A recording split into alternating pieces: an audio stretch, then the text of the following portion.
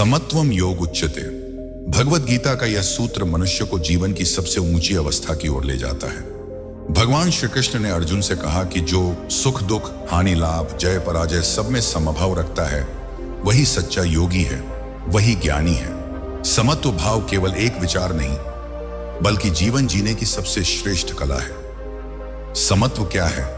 समत्व का अर्थ है समदृष्टि, समभाव, अर्थात किसी भी परिस्थिति में चाहे वह अत्यंत सुखद हो या अत्यंत दुखद, मनुष्य का मन संतुलित रहे। वह किसी से अधिक मोह न करे, किसी से द्वेष न करे और अपने मन को किसी स्थिति में बहुत ऊंचा या बहुत गिरा हुआ न महसूस करे। क्यों आवश्यक है समत्व भाव? जीवन की प्रकृति, संसार परिवर्तनशील है, कोई स्थायी नहीं। आज जो सुख है कल वही दुख बन सकता है। जो आज मित्र है वह कल विरोधी हो सकता है। यदि हम हर बदलाव के साथ खुद को डगमगाते रहें, शांत असमय, तो जीवन में शांति नहीं रह सकती। मानसिक संतुलन, समत्व भाव ही मानसिक स्वास्थ्य का आधार है। यह हमें हर स्थिति में स्थिर, शांत और निर्भय रखता है। कर्मयोग की नींव, जब हम समभाव रखते हैं, तभी निष्काम कर्म संभव होता है, क्योंकि तब हम फल की चिंता से मुक्त होकर केवल कर्म पर ध्यान देते हैं। समत्व भाव के उदाहरण: श्री राम वनवास, रावण से युद्ध, सीता का वियोग। इन सभी स्थितियों में श्री राम ने कभी मोह, क्रोध या हर्ष की अधिकता नहीं दिखाई। वे हर स्थिति में सम रहे। विदुर, महाभारत का एक महान चरित्र। हस्तिनापुर में अन्याय होते हुए भी विदुर ने न तो मोह में अंधा होकर कौरवों का साथ दिया, न ही क्रोध में कोई अनुचित निर्णय लिया। उनका समत्व भाव ही उनकी दिव्यता थी। गौतम बुद्ध, राजमहल का त्याग कर कठिन तपस्या की, फिर निर्वाण प्राप्त किया। किसी भी स्थिति में उन्होंने मन को डगमगाने नहीं दिया। भगवत गीता में समत्व की शिक्षा, भगवान कृष्ण कहते हैं, दुखेष्वनुद्विग्न मना सुखेषु विगत स्पृह वीतराग भय क्रोध स्थित धीर मुनिरुच्यते।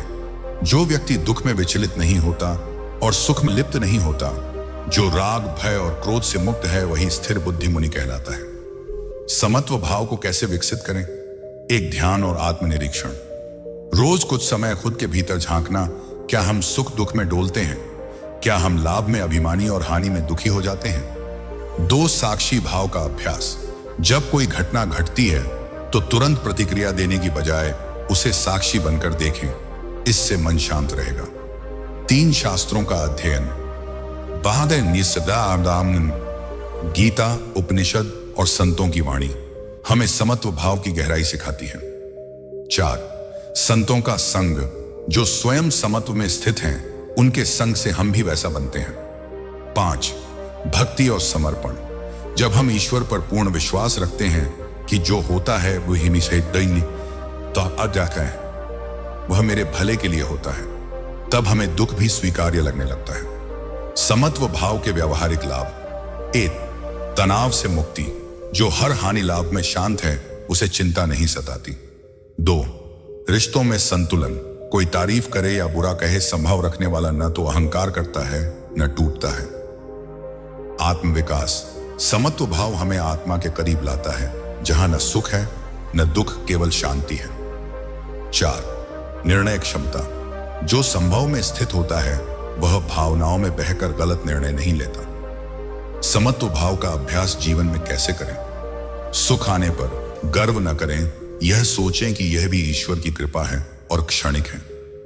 दुख आने पर हताश न हो, यह सोचें कि यह आत्मा की परीक्षा है और बीत जाएगा। किसी के व्यवहार से आहत हो, सोचें कि वह भी ईश्वर की रचना है, शायद उसकी समझ सीमित है। प्रशंसा मिले, विनम्र रहें, यह मेरी नहीं, ईश्वर की लीला है। आलोचना हो, उसे आत्मनिरीक्षण का अवसर माने। समत्व भाव में बाधाएं: 1, अहंकार। जब हम स्वयं को महान समझते हैं,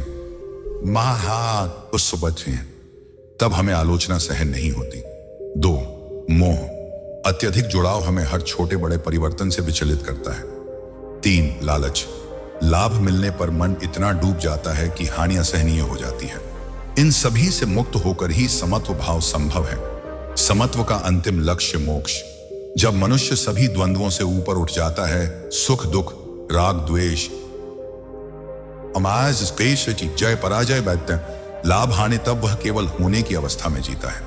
वह ईश्वर की योजना को समझ जाता है और उसे स्वीकार करता है। यह स्थिति मोक्ष की दिशा में पहला बड़ा कदम होती है। समत्व भाव वह आंतरिक शक्ति है जो मनुष्य को तूफानों के बीच भी स्थिर रहने का सामर्थ्य देती है। यह न तो भाग्य को दोष देता है न स्वयं को। यह जीवन के उतार चढ़ाव को समान दृष्टि से देखता है। जो सम रहता है वही विजेता होता है, जीवन में भी और आत्मा की यात्रा में भी। अहंकार शब्द जितना साधारण लगता है, इसका प्रभाव उतना ही विनाशकारी होता है। यह मनुष्य के भीतर छिपा एक ऐसा अदृश्य विष है जो धीरे धीरे उसकी चेतना, रिश्ते, ज्ञान, विवेक और आत्मा की आवाज को नष्ट कर देता है। भगवत गीता में भगवान श्री कृष्ण ने अहंकार को आत्मविकास की सबसे बड़ी बाधा बताया है। वह कहते हैं अहंकार, क्रोध और लोभ ये 3 नरक के द्वार हैं।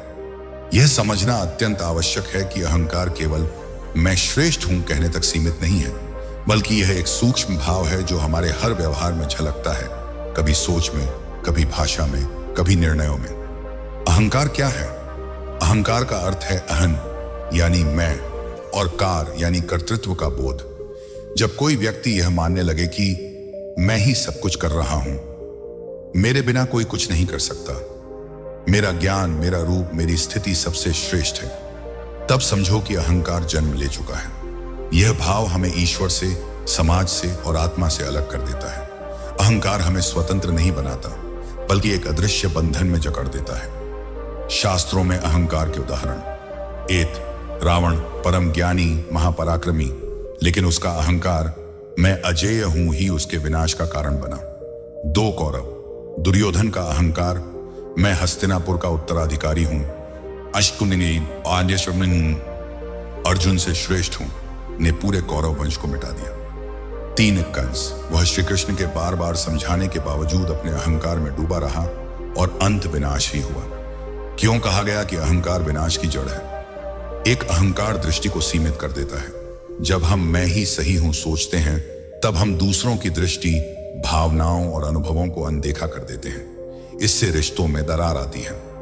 2 ज्ञान का पतन: जो अहंकारी होता है वह सीखना बंद कर देता है क्योंकि उसे लगता है उसे सब आता है। यह ज्ञान के द्वार बंद कर देता है। 3 ईश्वर से दूरी: अहंकार हमें आत्मा से अलग कर देता है। जब मैं बहुत बड़ा हो जाता है, तब ईश्वर हमारे जीवन से दूर हो जाता है। 4 विनाश की ओर ले जाता है: जब व्यक्ति अपनी सीमा नहीं पहचानता तो वह गलत निर्णय लेने लगता है, यही विनाश का कारण बनता है। अहंकार के सूक्ष्म रूप: अहंकार केवल किसी के ऊंचे बोलने या घमंड दिखाने में नहीं होता, इसके कई सूक्ष्म रूप होते हैं। मैं हमेशा सही हूं, मुझे सब पता है, मैंने बहुत त्याग किया, मेरे बिना यह नहीं हो सकता, मेरे काम की कद्र नहीं होती। इन विचारों से पता चलता है कि अहंकार हमारी सोच में धीरे धीरे प्रवेश कर चुका है। अहंकार और आत्मा का विरोधाभास: आत्मा का स्वभाव है शुद्धता, नम्रता, प्रेम, करुणा, सेवा। अहंकार का स्वभाव है अधिकार, वर्चस्व, अपेक्षा, अलगाव। जब तक अहंकार जीवित है, आत्मा की अनुभूति संभव नहीं। इसीलिए साधना, भक्ति और सेवा का पहला उद्देश्य है अहंकार का विसर्जन। अहंकार कैसे समाप्त करें? 1 समर्पण भाव विकसित करें। जो कुछ हो रहा है वह ईश्वर की इच्छा से है, मैं केवल निमित्त मात्र हूं, इस भाव से अहंकार गलने लगता है। 2 ईश्वर का स्मरण: रोज अपने ईश्वर, गुरु या किसी उच्च चेतना को याद करें और कहें, हे प्रभु, जो भी किया है वह आपकी कृपा से हुआ है, न कि मेरी शक्ति से। 3 सेवा का अभ्यास: निस्वार्थ सेवा करने से मैं का भाव टूटता है और हम का भाव विकसित होता है। 4 नम्रता को जीवन में उतारें। चाहे कोई कितना भी छोटा क्यों न हो, उसकी बात ध्यान से सुनना, उसे सम्मान देना, यह अहंकार को मिटाता है। 5 प्रतिक्रिया से दूरी: जब कोई आपकी प्रशंसा करे या आलोचना करे, दोनों में शांत रहना सीखें। यही अहंकार से मुक्ति का पहला कदम है। अहंकार और भक्ति का विरोध: भक्ति का मार्ग पूरी तरह अहंकार के त्याग पर टिका है। एक भक्त कभी यह नहीं कहता, मैंने प्रभु को पा लिया, बल्कि वह सदा कहता है, हे प्रभु, मैं कुछ भी नहीं, कुछ है। जहां मैं समाप्त होता है, वहीं तू का आरंभ होता है और वहीं से सच्ची भक्ति शुरू होती है। जीवन में अहंकार त्याग के लाभ। 1. शांति। जब आप किसी चीज को लेकर मेरा कहना छोड़ देते हैं, वो हैप्पी ना, तब दुख स्वतः दूर हो जाता है। 2. रिश्तों में मधुरता। अहंकार झगड़े की जड़ है, उसे छोड़ देने से रिश्ते सहज हो जाते हैं। 3. ज्ञान की प्राप्ति। विनम्र व्यक्ति हर पल नया सीखता है, अहंकारी कभी नहीं। 4. ईश्वर की कृपा। भगवान उन्हीं पर कृपा करते हैं जो नम्र, सहज और विनीत होते हैं, क्योंकि वही सच्चा पात्र होता है। मन में विचार रखें, जो चीज मेरे पास है वह मेरी नहीं, वह एक दिन जाएगी। जैसे मैं आया हूं वैसे ही जाऊंगा। मैं कुछ नहीं करता, सब ईश्वर करता है। मैं केवल एक माध्यम हूं। जो कुछ भी हो रहा है वह किसी बड़ी शक्ति के आदेश से है। अहंकार जीवन की सबसे सूक्ष्म लेकिन सबसे गहरी जड़ है, जो हमारी चेतना को बांध देती है। जैसे गंदे पानी में चंद्रमा की छवि स्पष्ट नहीं दिखती, वैसे ही अहंकार से भरे मन में ईश्वर की अनुभूति संभव नहीं। जो व्यक्ति अहंकार को त्याग देता है, वह न केवल ईश्वर का प्रिय बनता है, बल्कि उसे सच्ची शांति, प्रेम और ज्ञान प्राप्त होता है। तो आइए हम भी प्रतिदिन स्वयं से कहें, मैं कुछ नहीं, सब कुछ तू है प्रभु, और अहंकार की अग्नि में अपने मैं को समर्पित कर दें। मानव जीवन का सबसे बड़ा उद्देश्य है ईश्वर की प्राप्ति। अनेक मार्ग हैं, ज्ञान, कर्म, योग, तप, सेवा, परंतु भगवान श्री कृष्ण ने भगवद गीता में स्पष्ट कहा, भक्त्या माम भिजानाति, केवल भक्ति से ही मैं पूर्णतः जाना जा सकता हूं। भक्ति न तो किसी विशेष योग्यता की अपेक्षा करती है, न वाणी की चातुर्यता, न धन तत्ती, न तप, विद्या। भक्ति केवल एक सरल हृदय और ईश्वर के प्रति अखंड प्रेम चाहती है। यही कारण है कि भक्ति मार्ग को सर्वश्रेष्ठ कहा गया है। भक्ति क्या है? भक्ति का शाब्दिक अर्थ है प्रेम पूर्वक ईश्वर से जुड़ना। यह एक ऐसा संबंध है जिसमें न कोई अपेक्षा होती है, न कोई शर्त, न कोई स्वार्थ। यह एक पूर्ण समर्पण भाव है, जहां भक्त कहता है, तुम ही मेरे सर्वस्व हो प्रभु। भगवद गीता में भक्ति मार्ग भगवान श्री कृष्ण अर्जुन से कहते हैं, पत्रम पुष्पम फलम तोयम यो मे भक्त्या प्रयच्छति तदहम भक्ति उपहृतम अश्नामि प्रयतात्मना। अर्थात उसका यदि कोई प्रेम पूर्वक एक पत्र, पत्ता, पुष्प, फल या जल भी अर्पित करता है, तो मैं उसे प्रेम पूर्वक स्वीकार करता हूं। यह भक्ति की शक्ति है। ईश्वर को भक्ति चाहिए, वस्तु नहीं। भक्ति क्यों श्रेष्ठ है? सरलता ज्ञान योग के लिए अध्ययन, ध्यान योग के लिए साधना, परंतु भक्ति के लिए केवल एक भाव, प्रभु मैं तुम्हारा हूं। यही पर्याप्त है। सबके लिए सुलभ, कोई भी स्त्री, पुरुष, बालक, वृद्ध, शिक्षित, अशिक्षित, सभी इस मार्ग को अपना सकते हैं। मन की शुद्धि जहां प्रेम होता है, वहां अहंकार गलता है, मन निर्मल होता है। भक्ति आत्मा को सहज बनाती है। निजता भक्ति में ईश्वर और भक्त का निजी संबंध होता है, जैसे मीरा और कृष्ण, रामदास और श्री राम, साईं और उनके भक्त। सच्ची भक्ति के लक्षण, निरंतर स्मरण। भक्त हर क्षण प्रभु को याद करता है, सांसों की तरह। निस्वार्थ प्रेम, कुछ पाने की आशा से नहीं, प्रभु को पाने की तृष्णा से प्रेरित। समर्पण भाव, सुख दुख, लाभ हानि सब प्रभु को समर्पित कर देना। श्रद्धा और धैर्य भक्ति कोई तात्कालिक फल नहीं देती, परंतु जो ठहरता है वही पाता है। भक्ति मार्ग के महापुरुषों के उदाहरण, मीराबाई राजमहल, वैभव, सम्मान सब त्याग कर कृष्ण भक्ति में लीन हो गई। उनका प्रेम इतना सच्चा था कि उन्हें विष भी अमृत बनकर मिला। संत तुकाराम भक्ति में लीन रहकर समाज को प्रेम, करुणा और भक्ति का पाठ पढ़ाया। हनुमान जी, उनका जीवन ही राम भक्ति की मूर्ति है। राम काज कीन है बिनु मोहि कहां विश्राम। भक्ति के प्रकार, सगुण भक्ति, ईश्वर को किसी रूप में देखकर श्री राम, श्री कृष्ण, देवी शिव को आराध्य बनाना।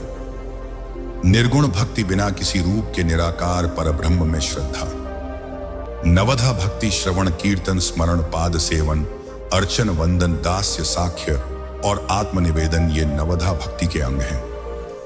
सच्ची भक्ति और दिखावे का भेद। आजकल कई बार भक्ति केवल आडंबर बन गई है। ऊंचे मंदिर, बड़ा हवन, महंगे प्रसाद, लेकिन मन में अहंकार, द्वेष, लोभ। सच्ची भक्ति का स्थान हृदय में है, न कि भीड़ में। ईश्वर को वह दीपक प्रिय है जो प्रेम से जला हो, वह फूल प्रिय है जो श्रद्धा से चढ़ाया गया हो।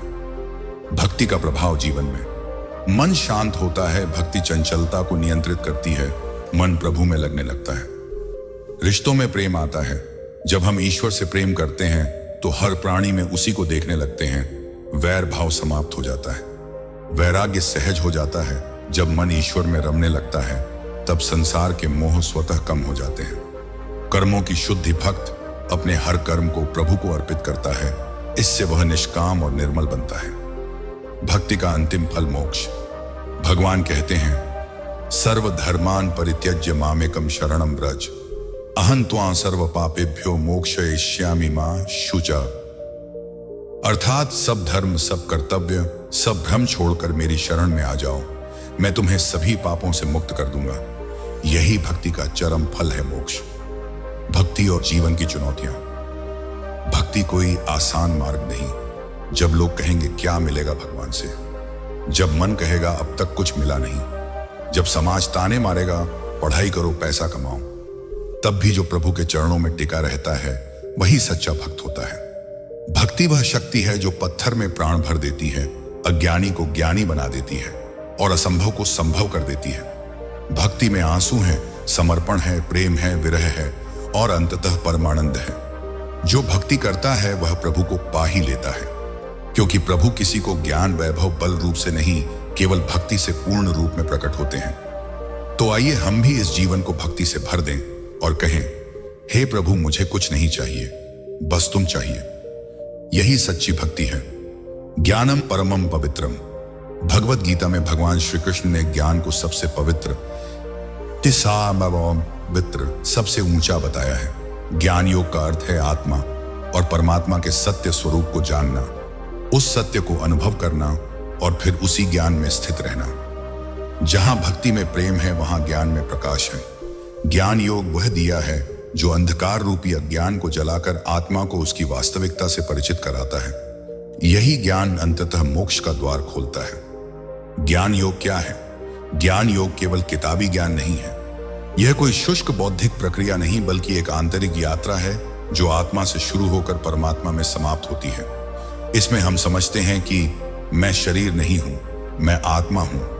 यह संसार अस्थाई है, केवल आत्मा और परमात्मा शाश्वत है। सच्चा सुख बाहर नहीं भीतर है। मुक्ति केवल परम ज्ञान से ही संभव है। भगवत गीता के अध्याय 4, 5 और 13 विशेष रूप से ज्ञान योग पर आधारित हैं। ज्ञान योग के 3 प्रमुख स्तंभ: श्रवण गुरु शास्त्र, महापुरुषों से आत्मा परमात्मा का ज्ञान ग्रहण करना; मनन, जो सुना उस पर गहराई से चिंतन करना; निदिध्यासन, उस सत्य को ध्यान में रखकर जीना, उसे आत्मसात करना। आत्मा का ज्ञान, मैं कौन हूं? ज्ञान योग का पहला और सबसे जरूरी प्रश्न है, मैं कौन हूं? हम सामान्यतः खुद को शरीर मान लेते हैं। मेरा नाम, मेरा धर्म, मेरा देश, मेरी पहचान। परंतु श्री कृष्ण गीता में कहते हैं, न जायते म्रियते वा कदाचित। आत्मा न कभी जन्म लेती है न मरती है, वह शाश्वत, अजन्मा, अविनाशी है। यह जानना कि मैं शरीर नहीं आत्मा हूं, यही ज्ञान योग की शुरुआत है। जब यह बोध दृढ़ होता है तो न मृत्यु का भय रहता है न जीवन का अभिमान। परमात्मा का ज्ञान, भगवान कौन है? ज्ञान योग हमें यह भी सिखाता है कि परमात्मा सर्वत्र है। वह साकार और निराकार दोनों रूपों में है। वह ही ब्रह्मा विष्णु महेश हैं। वह ही कृष्ण राम शिव शक्ति हैं। गहरी साधना और आत्मनिरीक्षण के बाद ज्ञानी पुरुष यह अनुभव करता है कि जो बाहर दिखता है वही भीतर है, जो भीतर है वही सब जगह है। ज्ञान से क्या होता है? अहंकार का विनाश। जब ज्ञानी जानता है कि मैं केवल माध्यम हूं, तब वह अपने कर्तापन को छोड़ देता है। मोह का अंत। जब यह बोध हो जाता है कि यह संसार एक नाटक है, तब लोभ, मोह, द्वेष सब समाप्त हो जाते हैं। सच्चे सुख की प्राप्ति जब आत्मा परमात्मा में लीन हो जाती है, तब उसे उस आनंद की अनुभूति होती है जो न तो इंद्रियों से आता है न ही किसी पदार्थ से यह आत्मानंद होता है। ज्ञानी की विशेषताएं। स्थित प्रज्ञस्य का भाषा। श्री कृष्ण से अर्जुन ने यही पूछा। श्री कृष्ण ने कहा, ज्ञानी वह है जो सुख दुख में सम रहता है, जन्म मृत्यु से भयभीत नहीं होता, किसी के प्रति द्वेष नहीं करता, न किसी से आसक्त होता है, न विरक्त, बस स्थित रहता है। ज्ञान और मोक्ष। गहरे ज्ञान से आत्मा यह जानती है कि वह परमात्मा की ही अंश है। यह बोध इतना शक्तिशाली होता है कि सारे जन्मों का बंधन समाप्त हो जाता है। यही मोक्ष है जब आत्मा अपने स्रोत में लीन हो जाए। ज्ञान और भक्ति का संबंध। भक्ति और ज्ञान योग विरोधी नहीं, पूरक हैं। जहां ज्ञान हमें यह सिखाता है कि मैं कौन हूं, वहीं भक्ति हमें यह बताती है मैं किससे प्रेम करूं।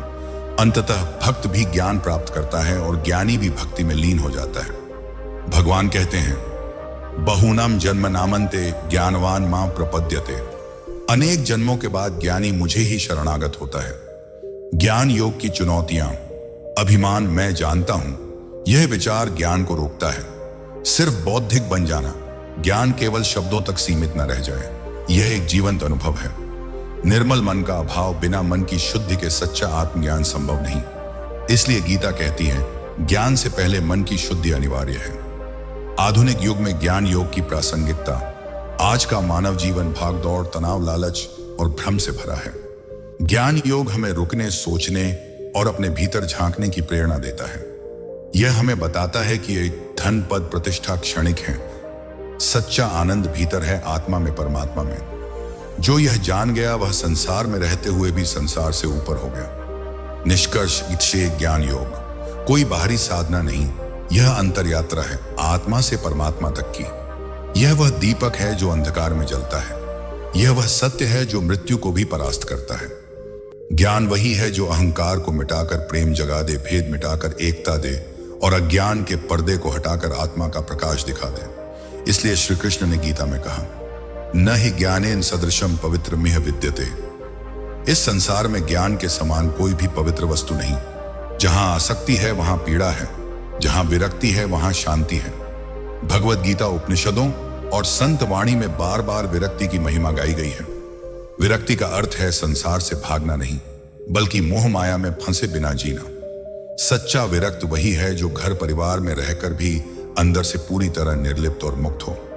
विरक्ति क्या है? विरक्ति शब्द का अर्थ है विरक्ति, यानी जहां रक्ति न हो। इसका अर्थ यह नहीं कि हम जीवन के संबंधों को तोड़ दें, बल्कि यह कि हम उन्हें ईश्वर की लीला समझकर निभाएं, पर उसमें डूबे नहीं। विरक्ति का मतलब है कर्म करो लेकिन फल में लिप्त मत हो। संपत्ति रखो पर उसका गर्व मत करो। प्रेम करो लेकिन किसी से स्वार्थपूर्वक अपेक्षा मत रखो। विरक्ति क्यों जरूरी है? संसार अनित्य है, जो आज पास है कल छूट जाएगा। यह सच्चाई जब भीतर बैठ जाती है तब विरक्ति जन्म लेती है। मोह दुख का कारण है।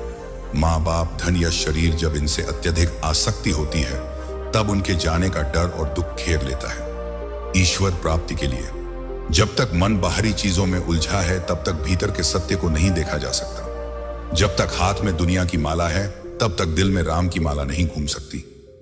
विरक्ति का स्वरूप कैसा होना चाहिए?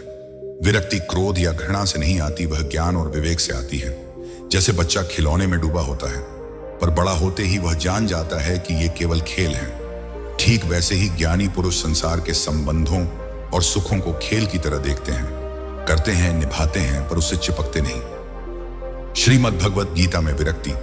भगवान श्री कृष्ण अर्जुन को युद्ध भूमि में विरक्ति सिखाते हैं। मां कर्म फल है तुर्भु, कर्म करते रहो पर फल की चिंता मत करो। योगस्थ कुरु कर्माणि, मन को स्थिर करके कर्म करो। यह विरक्ति है कर्म से नहीं, फल की आसक्ति से। श्री कृष्ण ने अर्जुन को यही सिखाया कि रिश्तों में उलझो नहीं, अपने धर्म को निभाओ। विरक्ति का अभ्यास कैसे करें? अनित्यता का ध्यान। हर दिन यह स्मरण करें, यह भी जाएगा। चाहे सुख हो या दुख, पद हो या सम्मान, सब क्षण भंगुर हैं। ध्यान और आत्मचिंतन। प्रत्येक दिन कुछ समय मौन में बैठें, अपने भीतर उतरें। यह आत्मा की याद दिलाता है और बाहर की चीजें फीकी लगने लगती हैं। संत संग और शास्त्र का अध्ययन, सत्संग और गीता, रामायण, उपनिषद जैसे ग्रंथों का नियमित अध्ययन विरक्ति की भावना को पुष्ट करता है। कर्म में ईश्वर भाव। जब हर कर्म को ईश्वरार्पण समझकर करते हैं तो मोह कम हो जाता है और सेवा भावना बढ़ती है। विरक्ति और त्याग में अंतर। विरक्ति का मतलब यह नहीं कि आप घर छोड़कर वन में चले जाएं, बल्कि यह है कि आप घर में रहते हुए भी भीतर से निर्लिप्त रहें। जैसे कमल का फूल कीचड़ में खिलता है पर कभी उससे लिप्त नहीं होता, ठीक उसी तरह विरक्त व्यक्ति संसार में रहता है पर संसार उसमें नहीं रहता। विरक्ति के लक्षण: संतुलन, सुख दुख में समान रहना, तटस्थता, किसी वस्तु या व्यक्ति से भीतर से बंधा न होना, स्वतंत्रता, निर्णय और जीवन शैली में आत्मनिर्भरता, प्रेम पूर्ण वैराग्य, सभी से प्रेम हो पर अपेक्षा और चिपकाव न हो, संतों का विरक्ति दृष्टिकोण। संत कबीर, माया मरी न मन मरा, मर मर गए शरीर। आशा तृष्णा न मरी, कह गए दास कबीर। कबीर कहते हैं कि जब तक मन में मोह है तब तक सच्ची मृत्यु नहीं हुई। जब मन मोह से मुक्त हो जाए तभी सच्ची मुक्ति है। भगवान बुद्ध ने सब कुछ छोड़कर केवल सत्य की खोज की। उन्होंने सिखाया कि इच्छाएं ही दुख की जड़ हैं। विरक्ति का फल क्या है?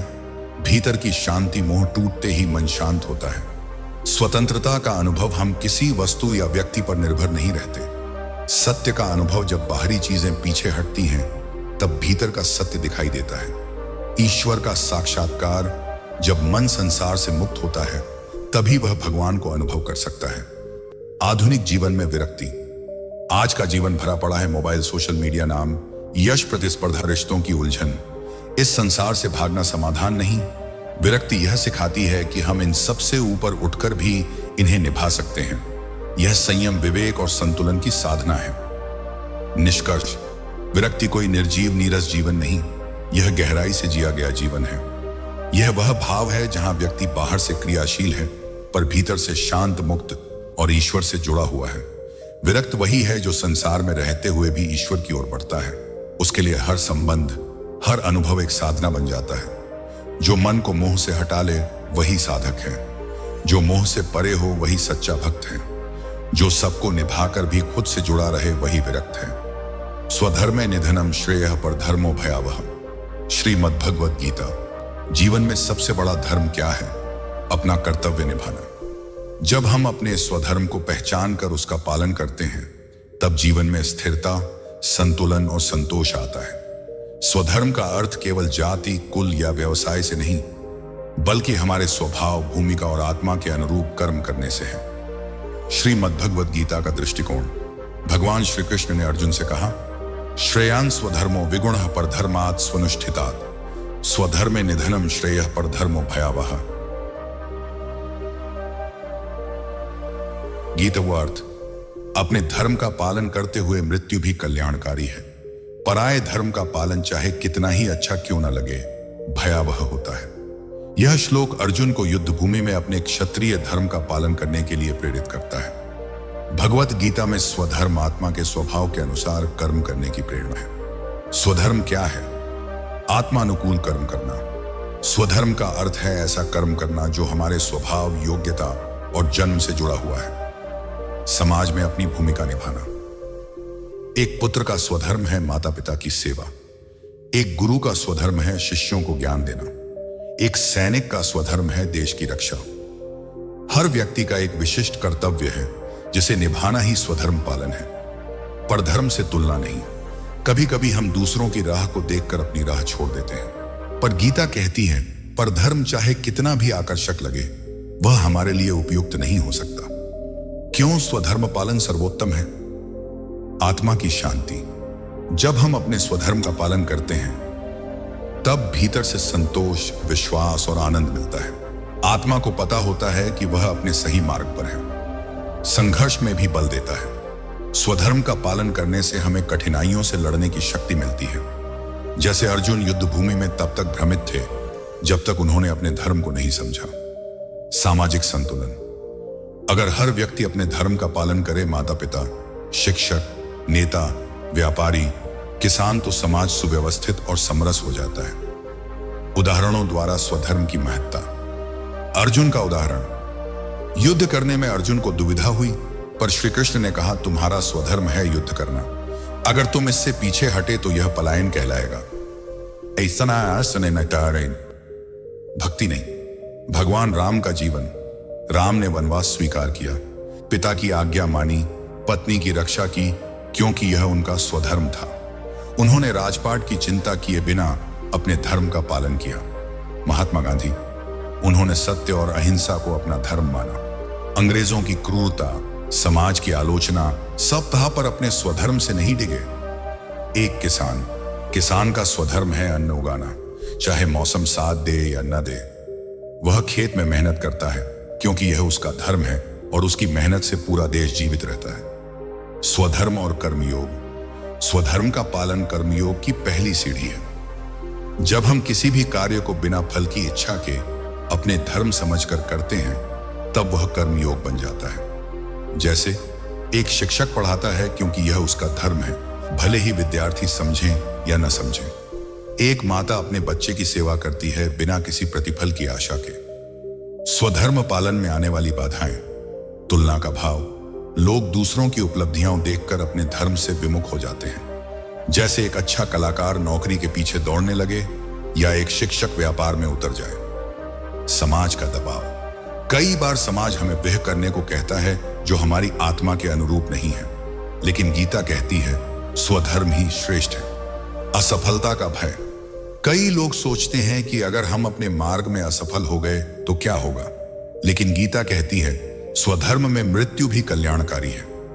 स्वधर्म पालन का परिणाम आत्मज्ञान की ओर अग्रसर। जब हम अपना धर्म निभाते हैं तब हम धीरे धीरे अपनी आत्मा से जुड़ते हैं और आत्मबोध की ओर बढ़ते हैं। समाज में सकारात्मक परिवर्तन, हर व्यक्ति अगर अपने धर्म को पहचाने और निभाए तो समाज में भ्रष्टाचार, आलस्य और अव्यवस्था स्वतः ही समाप्त हो जाएगी। जीवन में सच्ची सफलता, वह सफलता जो आत्मा को संतुष्टि दे, वही सच्ची सफलता है और वह केवल स्वधर्म के पालन से मिलती है। कैसे करें स्वधर्म पालन? आत्मनिरीक्षण करें, अपने स्वभाव, रुचि, प्रतिभा और आत्मा की पुकार को समझें। ईश्वर पर विश्वास रखें। कभी कभी स्वधर्म कठिन होता है, लेकिन यह रास्ता अंततः सबसे सुंदर होता है। बिना फल की चिंता के कर्म करें। फल की चिंता किए बिना केवल कर्तव्य भावना से कर्म करना ही स्वधर्म पालन है। स्वधर्म का पालन केवल धार्मिक अनुष्ठान नहीं, बल्कि एक जीवन, शक्तिशाली और आत्मिक प्रक्रिया है। यह हमें हमारे वास्तविक स्वरूप से जोड़ता है। जीवन में सच्चा सुख, स्थायी सफलता और आंतरिक संतुलन तभी आता है जब हम अपना धर्म पहचानते हैं और उसका पालन करते हैं। जो अपने धर्म का पालन करता है वही अपने जीवन को ईश्वरमय बनाता है।